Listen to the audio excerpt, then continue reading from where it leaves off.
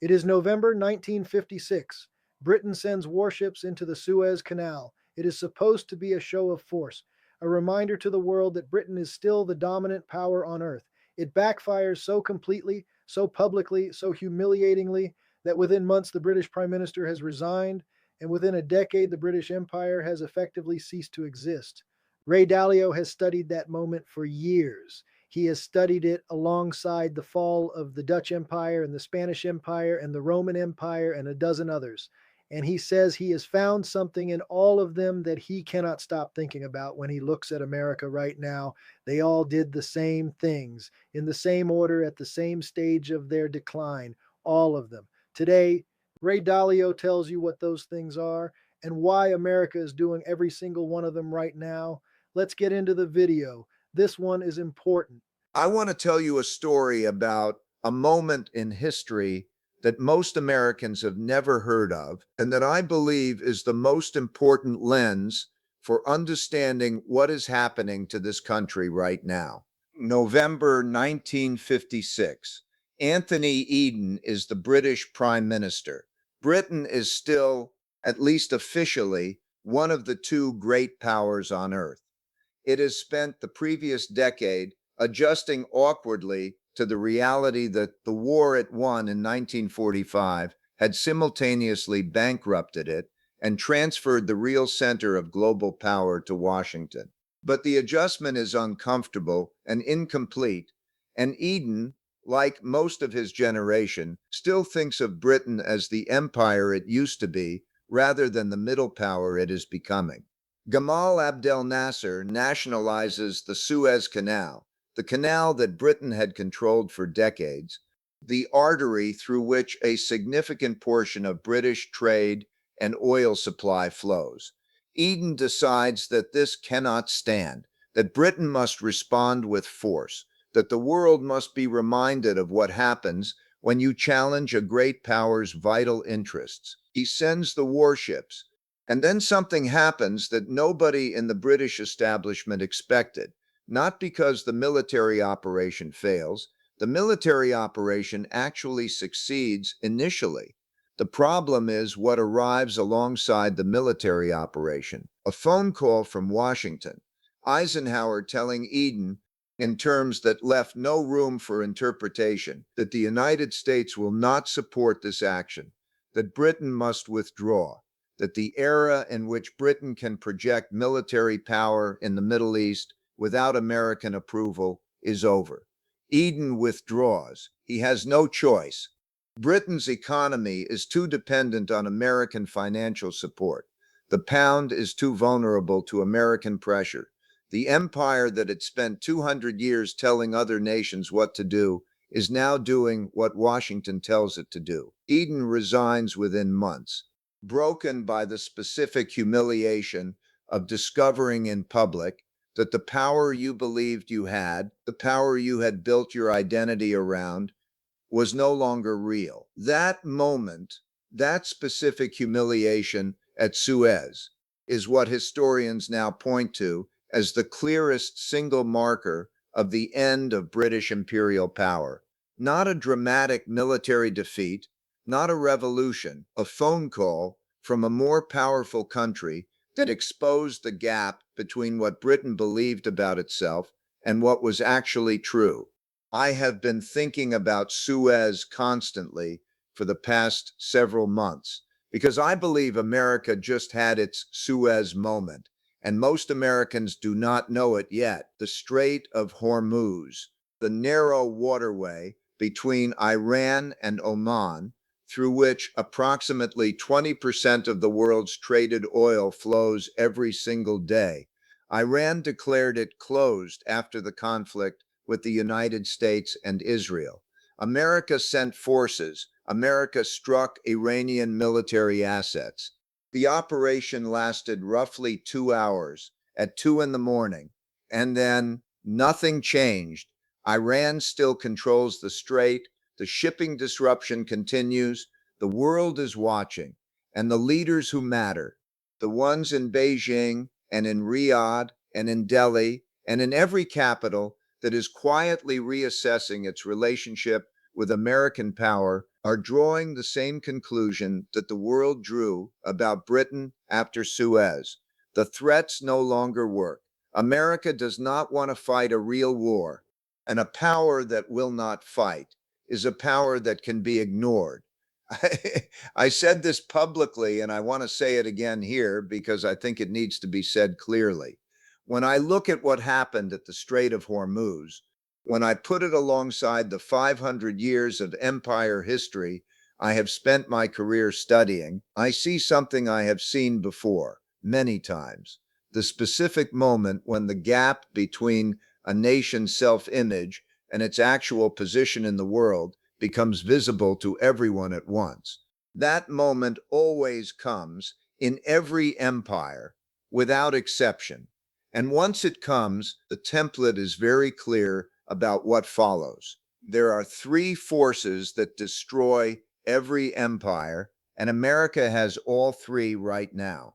I want to walk you through the framework I have developed from studying every major empire transition in the last 500 years. Because once you see it, once you understand the three forces that have ended every dominant power in modern history, you cannot look at the news the same way again. Not because the news is hiding something, because most people look at events as individual, isolated incidents rather than as symptoms of a deeper pattern. They see the debt ceiling fight and the political dysfunction and the trade wars and the military overextension and the currency weakness, and they process each one separately as a policy failure, a political problem, a temporary crisis that the next election or the next Federal Reserve decision will resolve. I see something different. I see a pattern I recognize, a template playing out with the specific consistency of something that is not random, something that follows rules, rules that no individual leader or policy can override once the underlying forces have gathered enough momentum. The first force is the debt spiral. Every empire that has ever declined, every one has done so in the context of a debt burden that grew past the point of honest repayment. The Spanish Empire debased its currency so aggressively in the 17th century that it triggered a series of defaults that eventually destroyed its ability to fund its military commitments.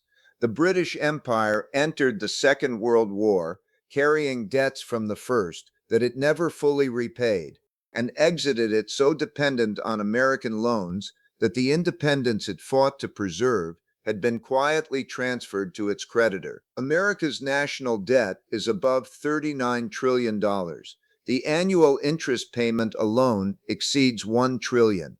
That is more than the defense budget, more than Medicare, more than Social Security, just the cost of carrying debt that already exists. And the trajectory is not improving, it is accelerating. I have been saying for years that there are only two ways out of a debt spiral of this magnitude. You either cut spending so dramatically that the political system cannot survive the pain, or you print money, inflate the currency, let the real value of the debt erode while ordinary citizens pay for it through the quiet destruction of their purchasing power. Every empire in history has chosen the printing press over the spending cuts, not because they were stupid, because the printing press is a pain that arrives gradually and distributes itself invisibly across the entire population. The spending cuts are a pain that arrives immediately and concentrates itself on the specific people who depend on the programs being cut. Politically, the choice is not difficult. Economically, the consequences are severe and eventually unavoidable. Na's second force is internal fracture. I said recently that America is a tinderbox. I do not use that word carelessly. A tinderbox is not just a country with political disagreements. Every functioning democracy has political disagreements. A tinderbox is a country where the disagreements have crossed from policy into identity, where the people on each side of the political divide no longer share a common framework for evaluating evidence or reaching conclusions. Where the institutions that are supposed to provide shared ground, the courts, the press, the electoral system, have lost their legitimacy with significant portions of the population. More than 60% of Americans read below a sixth grade level. Trust in every major institution, government, media, financial, has fallen to historic lows. The wealth gap between the top and bottom of the income distribution is at levels not seen since the 1920s. And the political energy that this inequality generates, the anger and the grievance and the zero-sum thinking that emerges when people feel the system is not working for them, is exactly the internal fracture that preceded the decline of every empire I have ever studied. Rome did not fall from external attack alone. It fell because the internal coherence that made Roman civilization function, the shared identity, the willingness to sacrifice individual interest for collective good, had already been destroyed by decades of wealth inequality and political dysfunction before the external threats arrived to finish the work. I am not saying America is Rome. I am saying that the specific combination of conditions I am observing in America right now, debt spiral, institutional delegitimization, wealth inequality generating political extremism, matches the template of decline more closely than any point in American history that I can identify. The third force is external challenge. Every dominant power in history has declined in the context of a rising challenger that eventually displaced it. The Dutch gave way to the British gave way to the Americans. These transitions did not happen through military conquest alone. They happened because the challenger accumulated the economic strength, the technological capability, the institutional development to eventually surpass the incumbent on the metrics that determine global power. China is that challenger now. I have spent significant time studying China and the Chinese leadership and the Chinese development model. And what I see is a country that is playing the long game with a patience and a strategic consistency that is entirely consistent with the template of a rising power.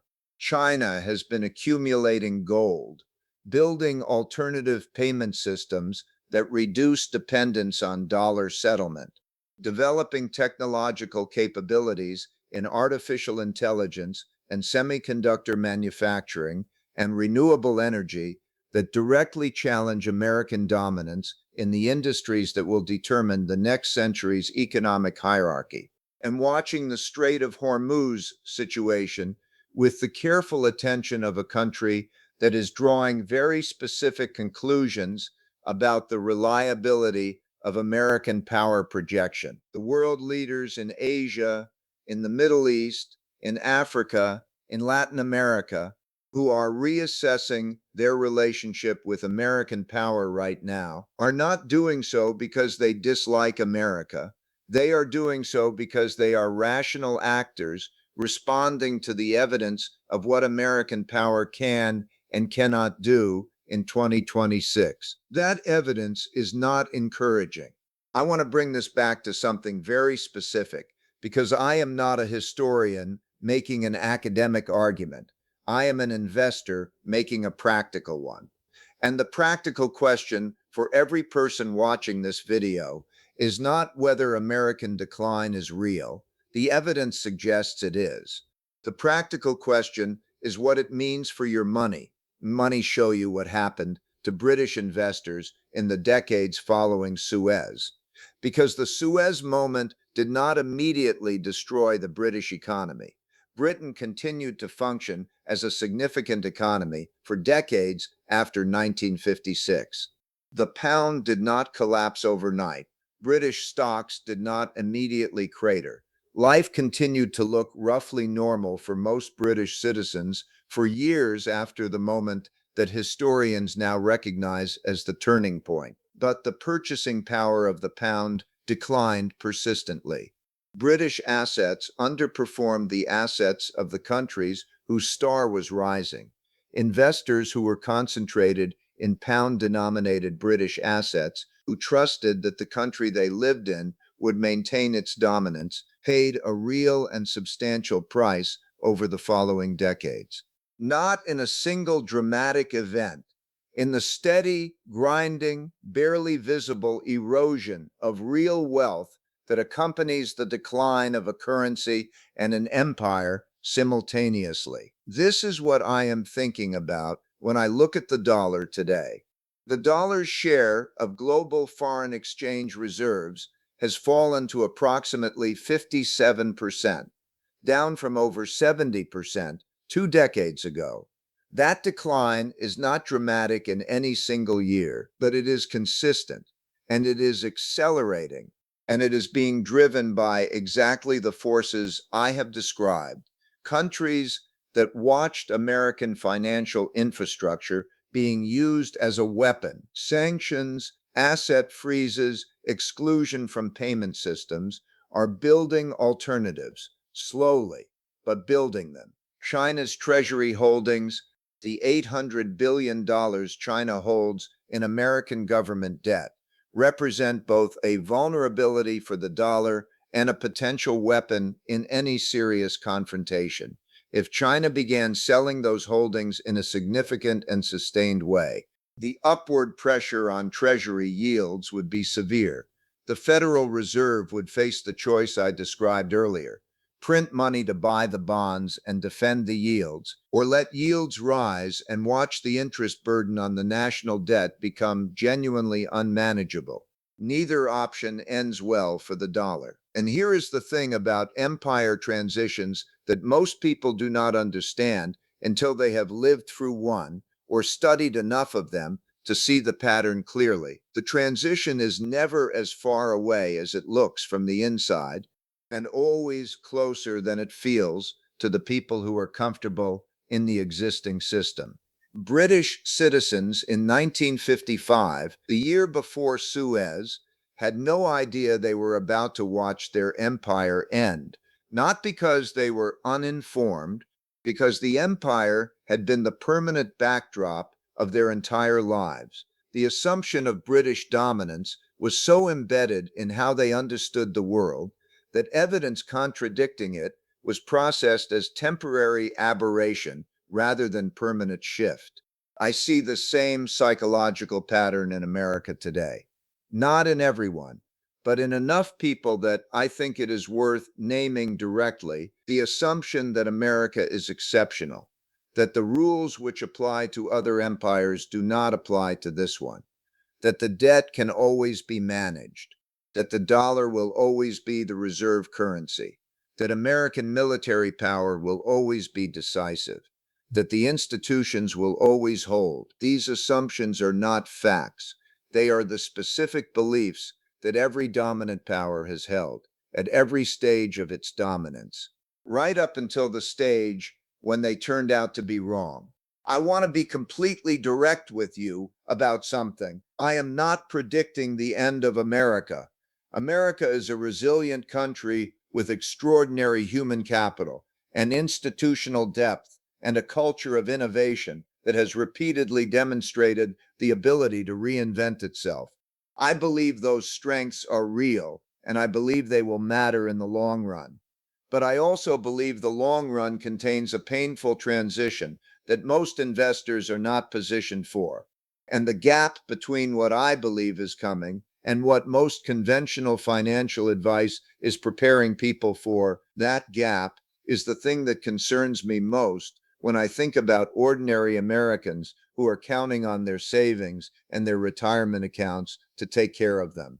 The investments that have performed best in the rising America of the post-war period are not necessarily the investments that will perform best in the transitioning America of the next decade. A country losing reserve currency status is not the same investment environment as a country gaining it. A country with $34 trillion in debt and a $1 trillion annual interest payment is not the same investment environment as a country with a manageable debt burden and a credible path to fiscal stability. The things I am thinking about are not complicated. They are the things that have protected wealth through every empire transition in the 500 years of history I have studied. Gold, the one asset whose value does not depend on any government keeping its promises, the one monetary instrument that has survived every empire transition, every currency collapse, every period of great disorder in the recorded history of human civilization. I called the gold rally early. Gold is above $4,000 an ounce. I believe it has significantly further to go because the force is driving it, the dollar weakness, the debt monetization, the de-dollarization are structural and accelerating rather than temporary and self-correcting. International diversification, the assets of countries that are not in the declining part of their cycle, countries with manageable debt, favorable demographics, rising institutional capacity. The world is not declining.